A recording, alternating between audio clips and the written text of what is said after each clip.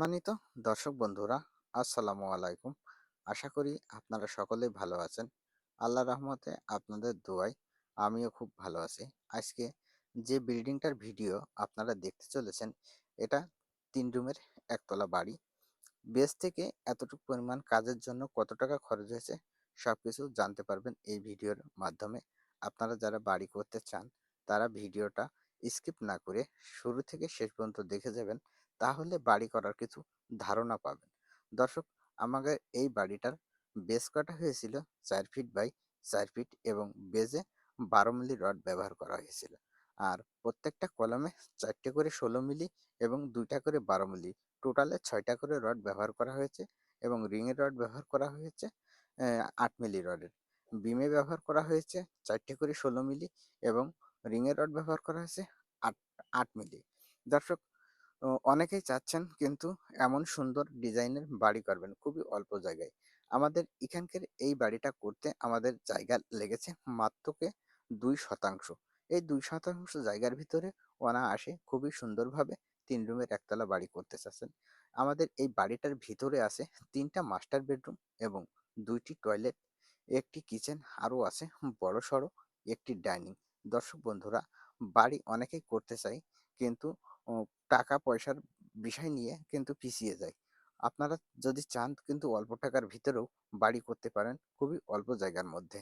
বাড়ি করার আগে আপনাদেরকে রিকভারি করে একটি কথাই বলবো যে, বাড়ি করতেছেন করেন সমস্যা নেই। কিন্তু আপনারা একটা দক্ষ মিস্ত্রি কিংবা একটা দক্ষ কন্ট্রাক্টর দিয়ে যদি বাড়ির কাজটা করান, তাহলে কিন্তু আপনার বাড়ির কাজটা যেমন সুন্দর হবে তেমনি হবে পারফেক্ট। তাই সবসময়ের জন্য বলবো, বাড়ি করার আগে অবশ্যই একটু পরামর্শ নিয়ে তারপর বাড়িটা করবেন। দর্শক বন্ধুরা, আমাদের এখানে যেই মিস্ত্রিটা দিয়ে আমরা এই বাড়ির কাজটা করিয়েছি, সেই মিস্ত্রিটা কিন্তু খুবই দক্ষ মিস্ত্রি, কারণ তার হাতের কাজ দেখলেই বোঝা যায়। উদাহরণস্বরূপ আজকের টোটাল এই বিল্ডিং এর কলমগুলো যে করেছে, দেখেন কত সুন্দরভাবে ফিনিশিং হয়েছে এই কলমগুলো। এইভাবে যদি আপনি কাজটা করান, তাহলে কিন্তু আপনার কাজটা হবে অনেক পারফেক্ট এবং শক্ত মজবুত ও লেভেলিং। সবসময় লেভেলিং ঠিক রেখে কাজ করবেন, তাহলে আপনার বিল্ডিংটাও থাকবে লেভেলিং এবং থাকবে সুরক্ষিত। এই জন্য আপনাদেরকে বলি যে আপনারা কাজ করার আগে ভেবে চিন্তে করবেন। আমাদের টোটাল এই বিল্ডিংটা এই পর্যন্ত করতে খরচ হয়েছে মাত্র ৫.৫ লক্ষ টাকা, আমাদের ভিট বালু ভরাট বাদে।